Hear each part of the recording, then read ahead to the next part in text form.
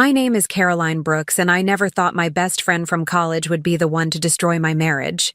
But when Marissa stole my husband, I didn't just walk away. I made sure she and he paid for every lie, every secret, every touch they thought they'd hidden. Tonight, I'm telling you exactly how I turned their perfect little world into rubble. So settle in. Tell me where you're watching from in the comments. And don't forget to subscribe. Because you're about to hear a story where betrayal meets a very cold, very public revenge. They say the worst kind of betrayal doesn't come from an enemy. It comes from someone who used to know every inch of your soul. I was sitting in my parked car, 2 blocks from the hotel, my phone screen glowing in the dark like it was daring me to hit send. The folder was already open, the one with the videos. I had named it, For You, a little poetic, a little cruel. My thumb hovered over the share button, the soft pulse of my own heartbeat filling my ears. On the sidewalk ahead, I could see the valet rushing to open the door of a black town car. And there she was, Marissa, my former best friend, the woman I had once called my sister. She stepped out, her hand looped through the arm of my husband, Ethan, like it belonged there. He looked relaxed, almost smug. The same smugness I had memorized from years of him thinking he was the smartest man in the room. But tonight wasn't theirs. This night was mine. The city air was sharp with the smell of early spring rain, the kind that makes the pavement shimmer under the streetlights. Boston was noisy around me, horns blaring, snippets of laughter from people spilling out of a nearby bar. But inside my car, everything was silent except for the tight rhythm of my breathing. I felt like I was suspended between 2 lives, the one where I let them get away with it, and the one where I didn't. I checked the time, 8:17 p.m. In exactly 13 minutes, her fiancé, Daniel, would leave work and walk into the restaurant where they had their engagement dinner just last month. He'd be expecting her to meet him there. He wouldn't expect what I was about to give him. My hands tightened around the phone. I had thought about this moment for weeks, turning it over in my mind like a puzzle. There were softer ways to handle it, the kinds of ways therapists and self-help books suggest. Closure, walking away, letting karma do the work. No, that wasn't good enough for me. Not after what they did. When I first suspected something between Marissa and Ethan, I told myself I was imagining it. I had to be. She was the one who had stood beside me in my wedding photos, her hand clutching mine as I promised forever to the man standing across from me. She had whispered, "You deserve this," into my ear that night, and I had believed her. But suspicion doesn't fade, it grows teeth. And by the time I had proof, I wasn't crying anymore. I was planning. The videos weren't something I stumbled into. I made them happen. It was almost too easy, once I knew where to look and how to position myself so they wouldn't see me. Hotel hallways. A parked car by the marina, his hand on her back in the exact way he used to touch me when he thought the world wasn't watching. Every clip was a blade in my hand, and I was sharpening them for the right moment. That moment was now. I zoomed in on the hotel doors. They walked inside together, laughing like the world had no claws. Ethan bent to whisper something in her ear, and I saw her throw her head back. That same fake over-the-top laugh she always used when she wanted a man to feel like the center of the universe. It made my skin itch. My phone buzzed. A text from Daniel. "She's running late, isn't she?" God. The irony almost made me laugh. I stared at his message, my pulse rising in waves. Daniel wasn't a friend, not really, but I knew enough about him to understand what this would do. I had studied him, the same way I studied them. He was loyal, steady, the kind of man who believed in building a life brick by brick. And Marissa had already gutted him once, years ago, before they got back together. He told me about it over wine once, when she'd stepped away to take a call. He forgave her. He wouldn't forgive this. The rain had started again, light but steady, tapping against the windshield. I could see droplets catching the glow of the street lamp, sliding down like they had all the time in the world. I didn't. My window for impact was closing, and if I missed it, all of this, every sleepless night, every hidden camera, every ounce of energy would have been for nothing. I thought about Ethan's face the first time I saw him with her. Not shock, not guilt. Just annoyance that I had caught them early, before they were ready to tell me. Like it was their story to gift me, wrapped in a bow of pity. That was the moment I decided they wouldn't control the ending. My phone screen dimmed. I tapped it back to life and scrolled to Daniel's contact. His photo popped up, smiling, arm around her at some vineyard, both of them in matching sunglasses. I imagined the way his expression would change when he saw what I was about to send, the way the ground would tilt under his feet. I placed my finger over the send button.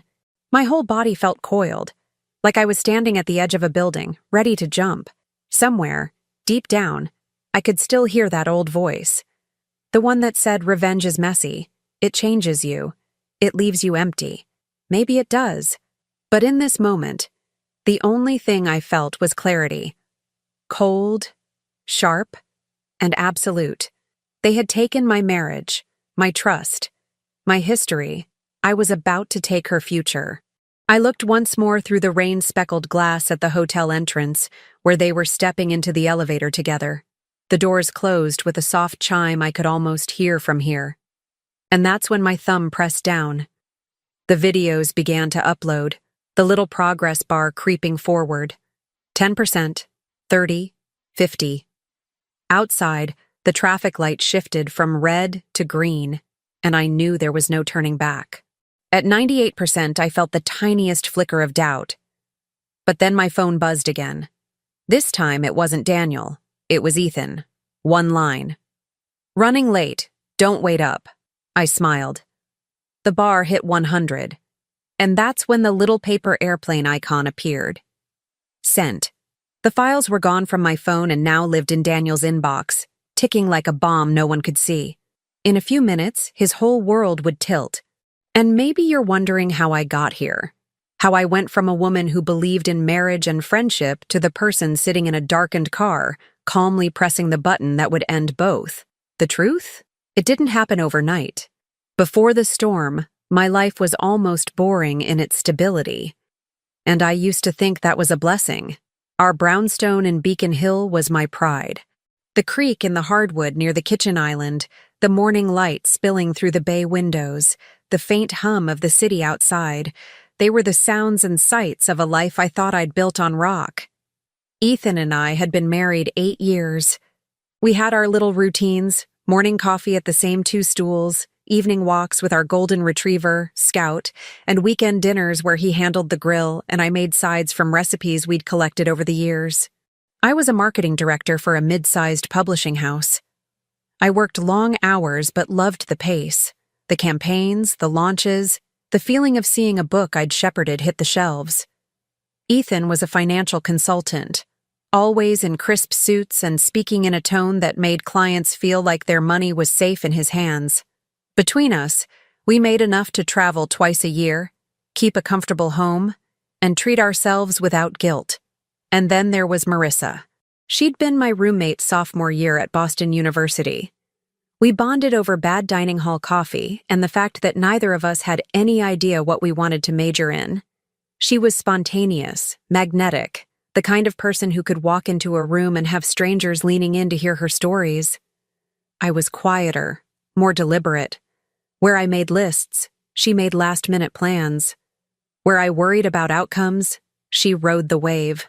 We were opposites, but it worked. For years after graduation, we stayed close. Dinners, girls' trips, calls that lasted until midnight. She was there when I met Ethan at a friend's engagement party. She teased me for falling for the guy with the perfect tie, but she also told me he was different from the men she usually met through me. He's solid, she'd said, like it was the highest compliment. Marissa dated a string of men who never seemed to last more than a year. She'd call me crying after another breakup, and I'd bring wine, listen, reassure her she deserved better. Sometimes, though, there was a tone in her voice, like she wasn't sure she wanted better, just something more exciting.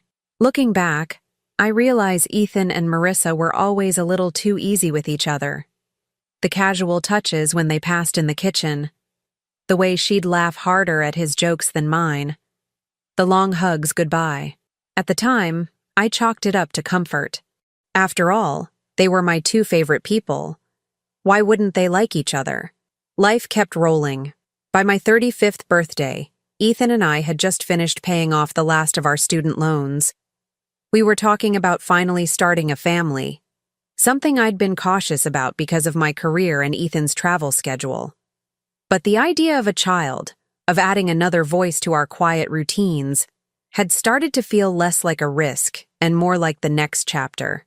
Marissa had gotten engaged to Daniel the year before. He was steady, dependable, a civil engineer with an easy smile. She joked that he was too good for her, and I thought it was just her way of deflecting when she felt out of her depth. Daniel was the first man I'd ever seen her genuinely settle with. He made her calmer, softer. Or so I thought. That spring, Ethan started working later. He claimed a new client was eating up his evenings, and I didn't question it, not at first. Marissa, meanwhile, started canceling our weekly dinners. "Daniel's swamped with a big project," she'd say, "and I want to be around when he gets home." It made sense. We were all busy adults. Still, there were moments, tiny, almost invisible, that didn't quite fit. One afternoon, I stopped by Ethan's office to surprise him with lunch. His assistant told me he was out with a client, but when I walked back to the elevator, I spotted Marissa's coat draped over the back of a chair in the lobby coffee shop. She wasn't there, and I told myself she must have been meeting a friend nearby. I didn't connect the dots. Not then. Another time, at a double date with them, Ethan ordered Marissa's drink for her without asking. A specific gin cocktail she'd been obsessed with in college. I remember thinking, funny he remembers that, but the thought didn't go any further. The red flag moment came in the middle of what should have been an ordinary Thursday night. We'd invited Marissa and Daniel over for dinner, something we hadn't done in months. I made roast chicken, Ethan opened a bottle of Pinot, and the four of us sat around the table like we always had. At one point, I went into the kitchen to get dessert. When I came back, I caught them, Ethan and Marissa, sharing a look. Not a long, romantic gaze, nothing that blatant. But it was the kind of look that carries weight. A silent sentence passed between them in a blink. And when I set the plates down, they both looked away at the exact same moment. I didn't know it then, but that was the pivot. The moment the ground shifted under my feet. The night after that strange look between Ethan and Marissa, I told myself I was imagining things. I'd always prided myself on not being the paranoid type, and I wasn't about to start dissecting glances like some insecure teenager. But the truth about betrayal is it doesn't knock politely. It seeps in. First, in tiny questions you dismiss. Then, in cracks you can't ignore. And finally, it hits you like a blade you never saw coming. My moment came on a rainy Tuesday, the kind of day Boston wears like a uniform. I was working from home, deep in a campaign draft, when I realized I'd left a folder of contracts in Ethan's briefcase. He'd been rushing that morning and left it by the door. I reached for it, unzipped it, and found the folder exactly where I thought it would be. But there was something else. A hotel keycard, sleek, gold embossed, with the name of a boutique hotel near the harbor. We'd never stayed there. At first, my brain tried to take the easy road. Maybe it was a client perk. Maybe he'd had to book a room for someone flying in. But then I noticed the date written in Sharpie on the paper sleeve. Last Thursday. The same night Ethan had told me he was working late. I slipped the card back into the pocket and zipped the briefcase, my hands trembling. It would have been so easy to shove it to the back of my mind, but something in me refused to let it go. By lunch, I was at that hotel's front desk, my heart pounding so hard I thought the clerk might hear it. I told her I was picking up a receipt for my husband's stay. She smiled and printed it without question. The name on the reservation? Ethan Brooks. The guest listed under additional occupant? Marissa Hale. It felt like the ground under me vanished. I stared at that paper, willing it to change, to tell me it was a glitch or a cruel coincidence. But there it was in black and white. My husband and my best friend, sharing a room at a waterfront hotel while I sat at home thinking we were all still the same people we'd always been. The receipt had time-stamped room service charges: champagne, oysters, strawberries. The kind of romantic, performative cliches I'd once rolled my eyes at with Marissa when we were younger. The betrayal wasn't just physical. It was meticulous, planned. They'd taken something sacred, my trust, my history, and turned it into a private joke between them. I walked out of the hotel into the cold drizzle, the receipt clutched in my hand like evidence in a crime scene. Boston's noise pressed around me, car horns, the slap of tires through puddles. But it all sounded distant, like I was underwater. When I got home, I didn't cry. Not then. I poured a glass of wine, sat at the kitchen counter, and stared at Scout curled up in the corner. I thought about all the dinners, the toasts, the late-night talks the three of us had shared, the overlapping years of friendship and marriage that I thought had made us unbreakable. It wasn't until later, lying in bed alone, that the tears came. Not soft, movie scene tears, the ugly heaving kind that leave your eyes raw and your throat burning. My chest ached with it. But grief has a strange half-life. It burns hot, then cools into something harder. Over the next few days, I began to notice details I'd missed before. How Ethan kept his phone face down, always locked. How Marissa had started wearing new lingerie brands she used to laugh at for being overpriced. How their conversations in my presence were just a shade too careful, like actors sticking to a script. The final nail came a week later. I was grabbing dinner alone at a small Italian place near Copley Square when I saw them. Through the rain-smeared window, at a corner table, leaning in toward each other, his hand resting on hers. It was intimate, familiar. Not the fumbling thrill of an affair in its early stages, but the comfort of something that had been going on long enough to feel normal to them. They weren't being careless, they were confident. That's when it hit me. This wasn't a drunken lapse or some heat-of-the-moment mistake. This was deliberate, premeditated. They had carved out space for each other inside the life I had built, and they'd done it quietly enough to believe I'd never notice. I didn't walk into that restaurant. I didn't confront them. I simply paid for my meal, went home, and sat in the dark. My mind ran through every possible response, screaming at them, telling Daniel, filing for divorce, cutting her out. But none of it felt finished. None of it felt like justice. And then, sitting there in that silence, I remembered something Marissa once told me in college after we pulled an all-nighter for finals. If you really want to get someone back, she'd said, don't just ruin their moment. Ruin the thing they think they've already won. I poured myself another glass of wine and stared out the window at the wet streetlights. That was it. The thought clicked into place with the precision of a lock turning. They thought they had each other. They thought their little secret was safe. They thought I was blind. They had no idea I was about to become the storm they never saw coming. Grief is heavy, but it's also exhausting. And exhaustion is dangerous. It leaves room for something colder to take its place. By the end of that week, I wasn't crying anymore. My eyes felt dry, my voice calm, my movements deliberate. If Ethan or Marissa noticed the shift, they mistook it for me moving on from whatever they assumed I didn't know. That was their first mistake. On Friday night, Ethan came home late again. His tie was loose, his hair slightly mussed, the faintest trace of perfume clinging to his jacket. Not mine. He gave me a tired smile, kissed my cheek like it was muscle memory, and went straight to the shower. In the past, I would have confronted him. Now I didn't even look up from my laptop. The less I reacted, the safer he felt. And the safer he felt, the sloppier he'd become. Marissa texted me that same evening. Miss you. Let's grab brunch soon. I stared at the screen, almost impressed at her nerve. The woman who had been sharing hotel rooms and candlelit dinners with my husband still wanted to sip mimosas with me like nothing had changed. I typed back a simple, absolutely, next week? That was her second mistake. Because while they were settling into whatever version of reality they'd built, I was beginning to draw up blueprints for the one that would crush them. The decision came fully into focus the next afternoon. I was sitting at a cafe in the South End, half listening to the chatter around me, when a couple walked in and took the table next to mine. They were laughing. The easy, unguarded laughter of two people who believed they were untouchable. It hit me then. That was exactly how Ethan and Marissa saw themselves. Untouchable. Protected by the assumption that I was too trusting, too gentle, too unwilling to make a mess. And they weren't wrong about who I had been, but they had no idea who they had just created. I thought back to the hotel receipt, the rain-smeared window, the restaurant where I'd seen them holding hands.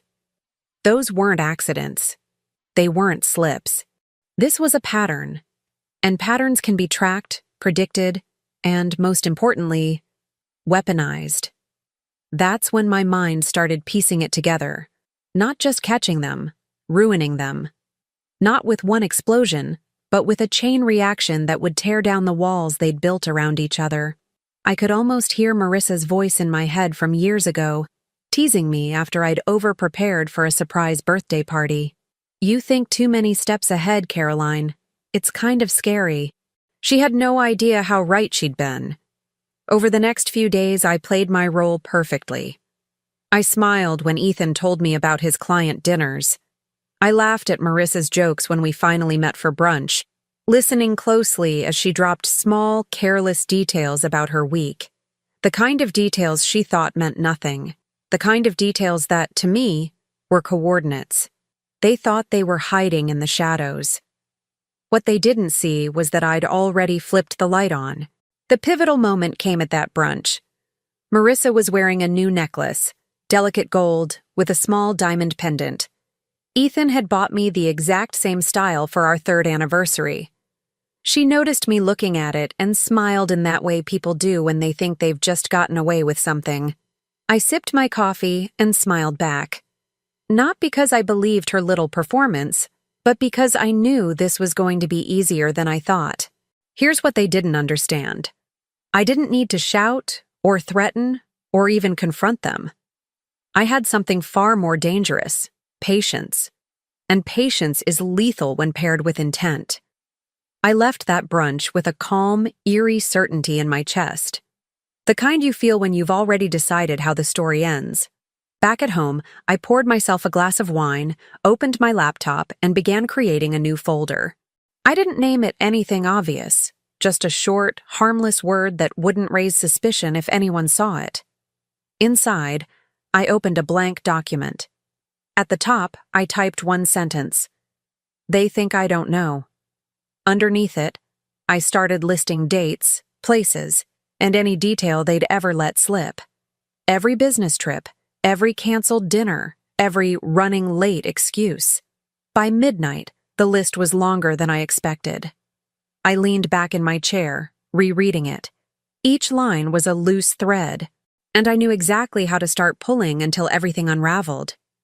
They were underestimating me. They thought I was the woman I'd been before, the one who would walk away quietly to avoid confrontation. But the truth was, I had already started building the trap. And by the time they realized it, I'd be standing on the other side watching it snap shut. The first rule of revenge is simple. You don't move until you've mapped every inch of the battlefield. I spent the first week after the decision collecting intelligence, not on impulse, but with precision. My goal wasn't just to prove they were cheating. My goal was to create a web so tight that when I pulled the string, neither Ethan nor Marissa would have anywhere to run.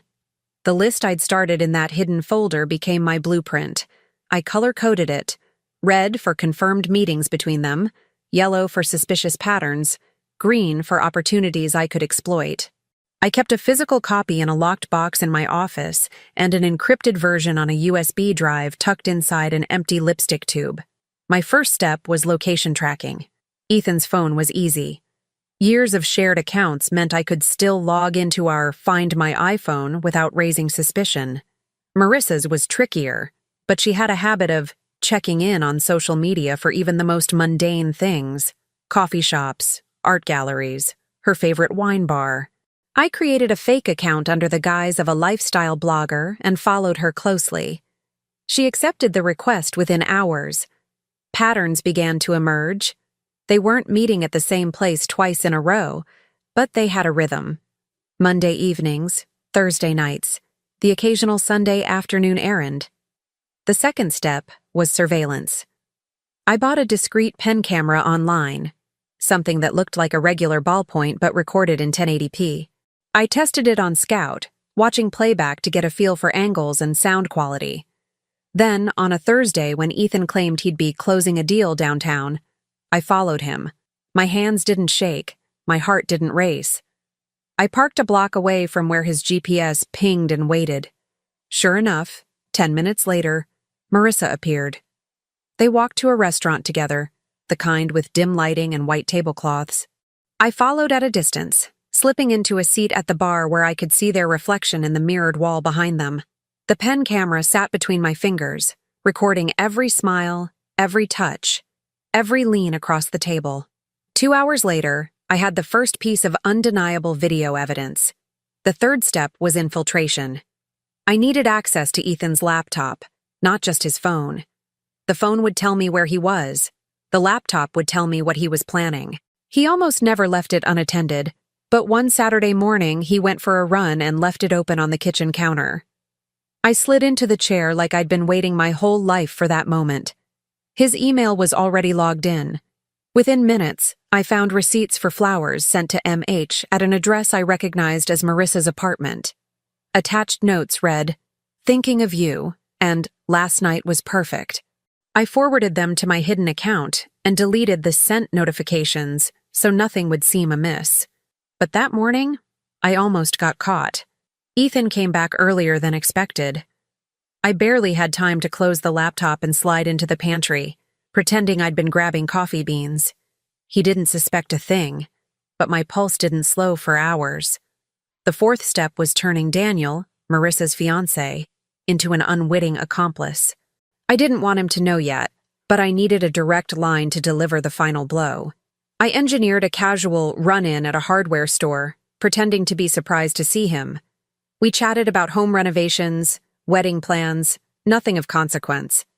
But I left with his personal email after offering to send him the contact for a contractor I highly recommended. The fifth step was securing backup.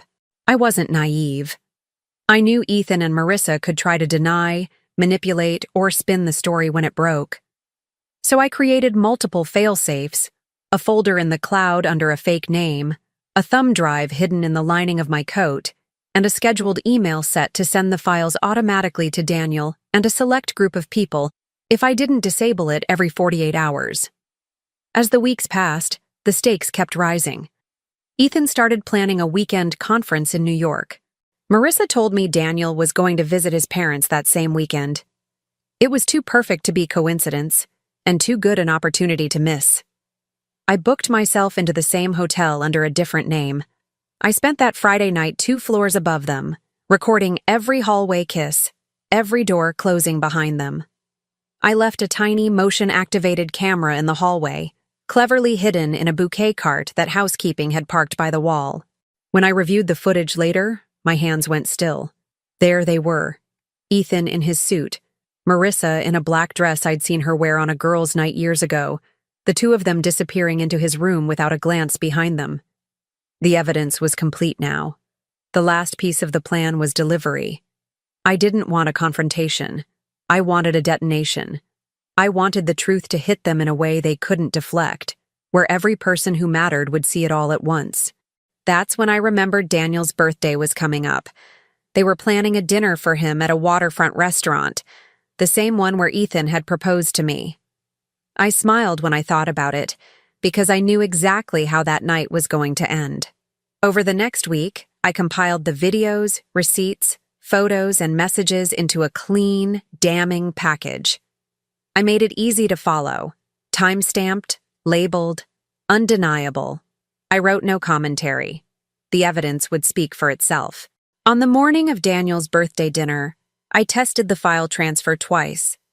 My finger hovered over the schedule send button, setting it to arrive in his inbox at 8:17 p.m., right when they'd be raising their glasses. I closed the laptop and sat back. For the first time in weeks, I felt still. The plan was ready, and they had no idea they were already standing in the blast zone.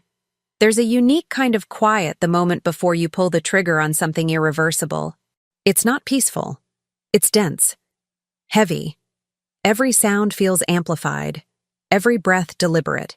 The morning of Daniel's birthday dinner, Boston was pale and gray. The kind of early spring day where the air smelled faintly of thawing earth and the harbor wind had bite.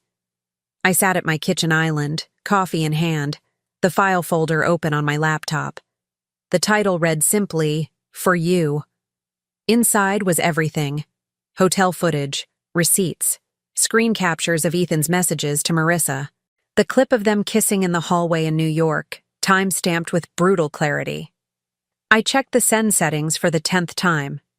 8:17 p.m., delivery to Daniel's personal email, his work email, and, because I wasn't leaving anything to chance, a group thread with his parents, sister, and 2 mutual friends.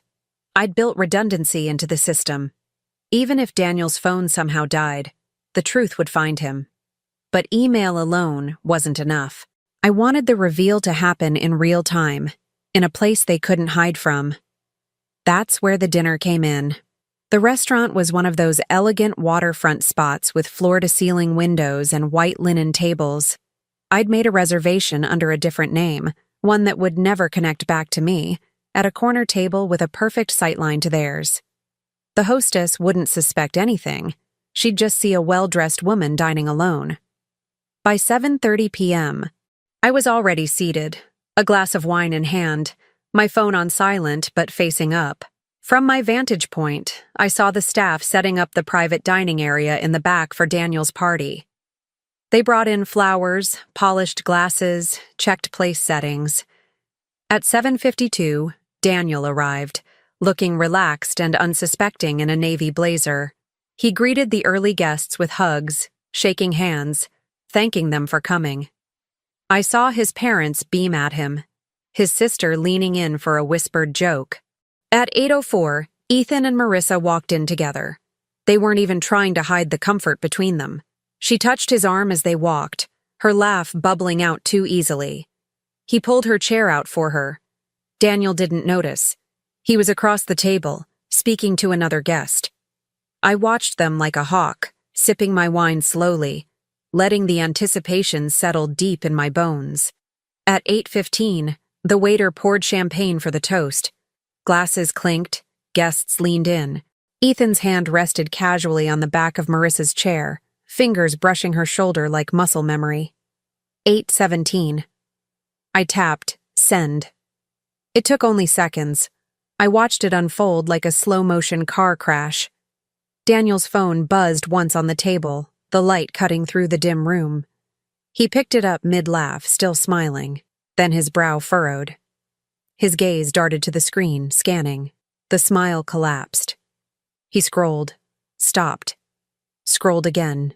His lips moved, counting dates maybe, or mouthing disbelief. Then he froze on the New York hallway footage. Even from across the room, I could see it hit him like a punch. His knuckles whitened around the phone. He looked up, straight at Marissa. She was mid-sentence with Ethan, but when she saw his expression, the blood drained from her face. What is this? Daniel's voice cut through the chatter, low but sharp enough to turn heads. Marissa blinked, her mouth opening and closing, eyes flicking to Ethan, who was already shifting uncomfortably. Daniel didn't wait for an answer. He stood, holding the phone out like a weapon. Everyone at this table, look at this. Look at what these two have been doing behind my back. The room fell into a hush, broken only by the faint sound of the video playing. Ethan and Marissa in that hallway, kissing like no one in the world mattered but them. Gasps rippled through the table. Someone muttered, "Oh my God!" Marissa reached for Daniel's arm, but he yanked it away. "You've been sleeping with my best friend's husband," he said, voice cracking on the words. "While you smiled in my face, while we planned our wedding." Ethan started to speak, but Daniel cut him off with a bitter laugh. "Save it. There's more. So much more." He swiped, showing them the dinner footage, the receipts, the messages. "I've got a whole archive, thanks to someone who clearly had the guts to tell me the truth." Now the whispers started, low, sharp-edged. Ethan's jaw tightened, his eyes scanning the room like he was calculating an escape route. Marissa's mother, yes, she was there too, was shaking her head, lips pressed into a thin, furious line. Daniel stepped back from the table, tossing the phone down like it burned. You two deserve each other. And you deserve to watch everything you built burn. He turned on his heel and walked out, leaving silence and two pale, frozen faces behind him. But I wasn't done. Because in the moment Daniel left, my second delivery triggered. At 8:22 p.m., every person in Ethan's firm, from his boss to the interns, received an anonymous email containing the same file. The subject line was, "Your senior financial consultant's code of ethics." Ethan's industry thrived on trust, discretion, and reputation. Seeing him in hotel rooms with another man's fiancé, time-stamped during work trips he'd billed to clients, was career suicide. By 8:25, his phone was buzzing nonstop. He didn't answer any of them. He just sat there, face rigid, staring at the untouched champagne. Marissa wasn't spared either. At 8:27, her Instagram, the one she curated like a glossy magazine, began hemorrhaging followers. The videos had been sent, anonymously, to a popular Boston gossip account that specialized in unmasking local frauds. Within minutes, the clip of her and Ethan in that hotel hallway was everywhere. By 8:30, she was trending, and not in the way she liked. I watched them both unravel from across the room. Marissa, fumbling with her phone, whispering frantic half-sentences to Ethan.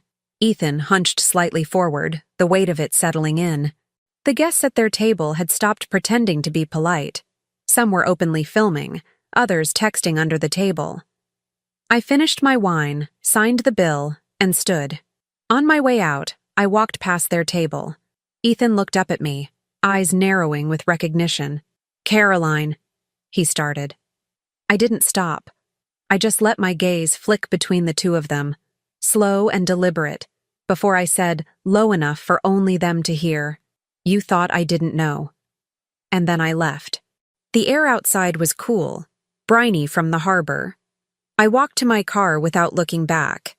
Later that night, long after the adrenaline had faded, I got a notification.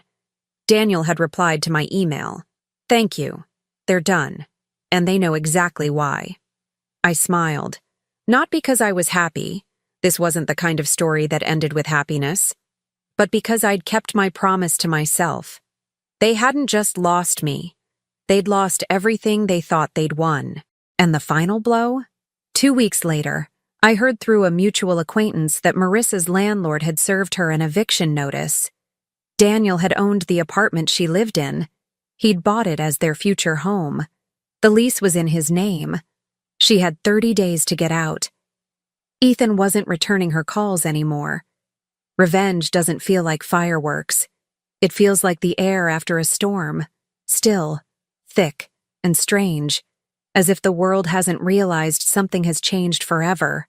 In the days following Daniel's birthday dinner, the fallout spread fast. Ethan's professional world crumbled first. Word about the videos reached his firm before he even stepped into the office Monday morning. By 9:45 a.m., he was on leave. By Wednesday, he was terminated, officially for breach of conduct and client trust. In his industry, reputation was currency. He'd just gone bankrupt. He tried to reach me twice that week. Calls, texts, even one email titled, "We should talk." I didn't answer any of them. The silence was deliberate. Punishment in its purest form. Marissa's destruction was more public. The gossip account didn't just post the videos once. They posted updates, commentary, even old photos of her and Daniel, framing her as Boston's engagement ring homewrecker. Brands she'd collaborated with dropped her. Her carefully curated social media presence bled followers until her account went private. And Daniel? He didn't just break the engagement. He took the apartment. Within days, she was crashing on a mutual friend's couch, dragging suitcases that didn't look nearly as glamorous without the backdrop of her old life. The best part? Neither of them could hide from each other's ruin. Ethan couldn't offer her the lifestyle she'd been angling for. She couldn't offer him a social image worth salvaging. They were each other's only option, and that option was poisoned. For me, life became quieter. Scout still greeted me at the door every evening. I still drank my coffee by the bay windows. But the quiet wasn't the same as before. This quiet was mine. Not shared, not compromised, not tainted by the possibility that someone was using it against me. Still, I'd be lying if I said there wasn't a small part of me that kept watch. Revenge isn't just an act. It's a state of mind. You don't just shut it off. You wait, listening for echoes. The first echo came a month later. I was in line at a cafe when I heard my name. I turned, and there was Daniel. He looked lighter somehow, like shedding Marissa had taken 10 pounds off his shoulders. We chatted politely, like people who'd been through something together but didn't need to put it into words. Before he left, he said, "You know, you could have just told me. But you didn't. You made me see it. I'll never forget that." I smiled. That was the point. And I thought that was the last chapter. It wasn't. The final twist came exactly 6 weeks after the dinner. I was leaving work when my phone buzzed with a new email. No subject line. No sender name I recognized. Inside, there was just one photo attachment. I opened it. The image was grainy, obviously taken from a distance, but there was no mistaking what it showed. Ethan, sitting alone at a bar, staring at a small velvet box in his hand. And next to him on the counter, a note. My note. The one I'd once written him on our anniversary, in my handwriting. "You thought I didn't know. I hadn't left that note at the dinner. I hadn't left it anywhere for him to find." Which meant someone else had. I scrolled down. At the bottom of the email was one line. "Figured you'd want to know. He's next." No signature. No clue who sent it. I stared at the screen, a slow smile creeping across my face. Because revenge, it seemed, wasn't finished with Ethan yet. And this time, I wouldn't even have to lift a finger. Thank you for watching my story. I know betrayal can cut deeper than anything else. And sometimes the only way to move forward is to take back your power. I'd love to hear your thoughts. Have you ever been in a situation like this, or seen someone get the revenge they deserved? Share your experiences in the comments below. I read every single one. And if this story kept you hooked, make sure to hit that like button, subscribe to the Velvet Revenge channel, and turn on notifications so you never miss the next one.